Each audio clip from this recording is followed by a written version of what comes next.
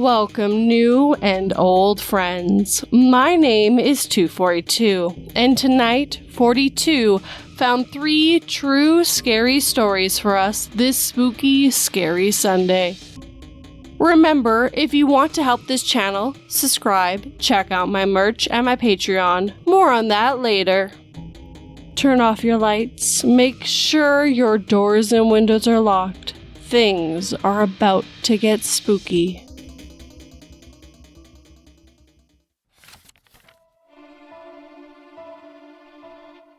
My parents offered to buy me an electric wheelchair after the accident, but I refused as I felt it would make me look weak.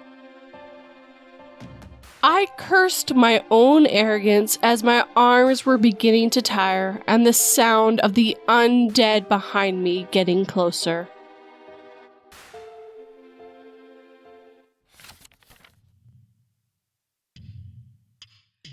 My mom and I probably prevented a kidnapping, or worse, by Comrade Snowball 45. This was quite a while ago. I was about 8 or 9 years old, and my dream was to be an archaeologist when I grew up. As luck would have it, a friend of my mom's knew someone that was an actual, real-life archaeologist. Imagine my excitement. I was expecting an Indiana Jones type. Instead, she was a 20-something postgraduate female student that worked at my city's Natural History Museum. I met her at a gathering that my mom's friend threw, and I started to talk to her about my interest in the field. I think she found my fascination with her area charming as she invited me over to the research section of the museum so that I could look at things that weren't open to the public. It was a very cool experience, which I greatly enjoyed. The creepy part came after the visit was over. As a way to thank my new archaeologist friend for the tour, my mom offered her a ride back to her house, which she accepted. At this point, it was maybe 8 o'clock. I don't really remember, but the point is that it was already dark out. When we arrived at her house, we noticed that there was a person waiting in a car with all the lights off right in front of her driveway. The archaeologist seemed kinda creeped out by this, especially since her roommate wasn't in town, and so my mom told her not to worry and that they would wait until she entered her house before we left. She exited the car and went into her home without any incident. However, as soon as she closed the door, the parked car, still without any lights, drove off in a hurry, with the tires screeching and everything. Even though this might seem kinda uneventful, it's still really creepy to think about what would have happened if I hadn't been invited to the museum and if my mom hadn't offered her a ride back to her house that day.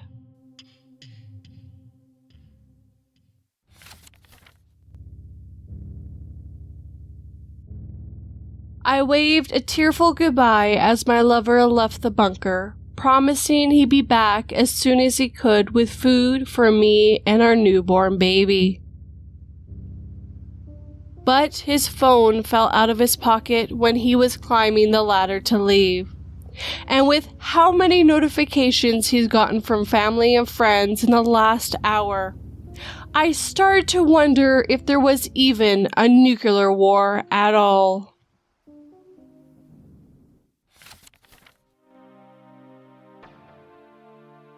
Unknown Man Follows Me in the Dark by Elder Squirrel. I live in Finland, in a fairly small city, and this happened to me a year ago when I was 14. So it was Friday evening, and on every Friday our mom let us go to the store and buy candy. So me and my 12-year-old sister left our house to go to the store, and it was already dark outside. We made our way to the closest store, which was over a mile away. At some point there was a man behind us, walking the same way. But I don't think much about it at the time. He could have just been going to the same store. So I continue chatting with my sister while the man is behind us, following us at a safe distance. We get to the store with no complication, and the man followed us into the store. We take our time selecting our candy and get to the register to pay. While I was packing the candy into my backpack, I saw this man buying some chocolate bars. Pretty far to go for chocolate bars, I thought, and at this point my suspicions started to rise for this guy. I get out of the store with my sister and we start making our way back. We walked a while and quickly glanced at my back, and the man was still there, following us. I took a look at my sister, who seemed totally unaware about the man's presence. We continued our walk, and up ahead of us was an unlit dirt road that continued for a good part of the trip. So I looked at my back again, and the man was still there, about 60 feet away.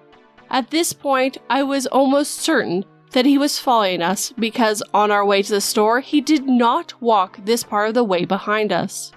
The dirt road goes through a forest, and it had a curve at the start of it. Once we got to the curve, I looked back and noticed that the man couldn't see us, so I pulled my sister to the woods and we ducked down in the woods. My sister starts saying something and I just whisper, "Stay quiet," to her, and I wait for the man to continue. I could see the man's shadow coming down the road, and he started looking for us from the road. He walked back and forth on the road. Now I was certain he was following us all that time. My heart was racing and I tried to be as quiet as possible. The man didn't find us, but he did continue running forward. We stayed in the forest for a while before getting the courage to come out. We walked the rest of the way to our home with no problems and get to our house. We eat our candy and have a good evening.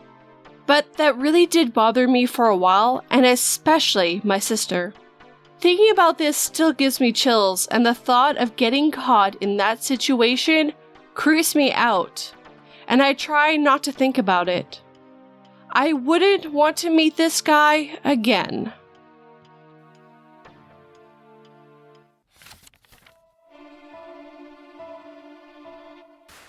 Typical Friday night, screams and loud music from the disco bar across the street makes it hard to catch sleep.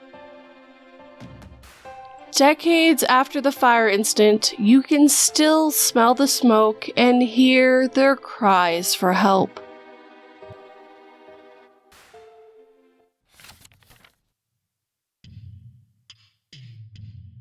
I didn't order pizza by Anonymous. This happened quite a while ago when I was home alone with just my dog.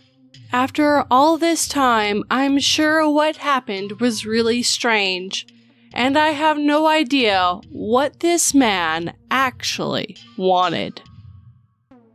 So I was watching TV one night at about 11 p.m. when I heard a car pull up outside and the engine shut off. I figured it was obviously a neighbor, but nosy dog wanted to have a look and went to the window. He kinda messed up the blinds when he went to look, so I got up to fix them. When I did, I noticed a car parked on the street across from my house and my neighbor's house. I couldn't really make out any details, but it looked like the driver was still sitting in the car. I didn't really think anything of it. I got a drink and went back to watch TV. Quite a while had passed since I fixed the blinds, but I'm not sure how long. I'm going to guess 15 to 20 minutes. Out of nowhere, I thought I heard a tapping at the door. Not a knock. It was much lighter and very quiet. My dog had sat up to look at the door, and I paused the TV when the same tapping then started on the window. I opened the blinds a little and saw a man standing there. I couldn't make out his face properly, and he immediately walked back to the door and started tapping at it again. This doesn't sound very frightening, and I'm not sure why, but suddenly I had a really awful feeling. I felt absolutely terrified and had no idea why. The tapping at the door never stopped, but something in my head was saying if I opened the door to him, then something really bad would happen. I went upstairs to open the window to ask him what he wanted. It felt safer doing this. He said in a really quiet voice he was delivering pizza and told me how much it cost. I felt so stupid for being frightened and told him I didn't order a pizza. I guess he was speaking quietly and knocked lightly so he didn't disturb my neighbors. My dog had followed me upstairs and was letting out the odd growl and bark, which isn't really unusual for him. I was trying to shush him when the man downstairs told me he had the correct address and I better get downstairs now and open the door to pay what I owed and collect my food before it got cold. I was really confused because I most definitely didn't order any food and began telling him that again when I noticed he didn't have a pizza. He wasn't carrying anything at all. I told him again that he had the wrong address and he got really angry. He kept telling me to open the door. He was going between angry and soft of trying to persuade me to go back downstairs. I asked him where the pizza was. He said he was holding it. It was really dark, but he definitely didn't have anything in his hands. My dog was really making quite a bit of fuss at this point, and the stranger had turned into a broken record. Come downstairs, open the door, come downstairs, and open the door. All the noise must have alerted my neighbor, who did open his front door, and the man didn't say a word, but practically ran across the street to the car that I had heard pull up a while ago. He went back to the car empty-handed. I have no idea what he wanted, but he certainly wasn't a delivery driver. It really freaked me out, as well as my dog was quite obviously a large breed and the man saw him through the window. He wasn't deterred at all. It seems even stranger and less random that he actually drove to my house as though he planned on showing up.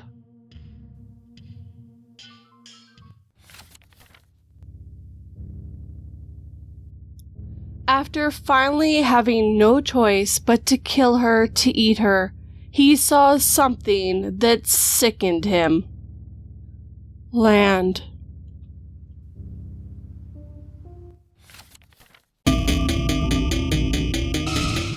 Now tell me what you think of these stories down below. I love to read and reply to your comments. If you enjoyed this video, hit that like button and make sure it feels it. Now, as you can see, my intro and outro photos have changed. I also have a new patron. As the Raven Dreams, or Raven, he is a really good friend of mine. I also wanted to mention that me and a few other narrators, including Raven and PA Nightmares, have started a new channel. It is called the Nevermore Collective. It is where some of the live streams are going to go up. At this moment, there is nothing on it, but if you want to be one of the first to see what happens, go subscribe. Link, as always, is down below. Now, I like to shout out someone else. His name is Vix. He's a new narrator who mostly does his own stories. Go check him out as well. Of course, link is down below. If you want to help this channel, well, subscribe and turn that pretty bell to all notifications. If you want something with my avatar on it, check out my merch. 2 different links for 2 different price points. And if you want a shout out like Raven did, well, check out my Patreon. But thank you for watching. It really means the world to me. Come back this Freaky Friday for our Among Us with narrators. Sleep tight and don't let 42 bite.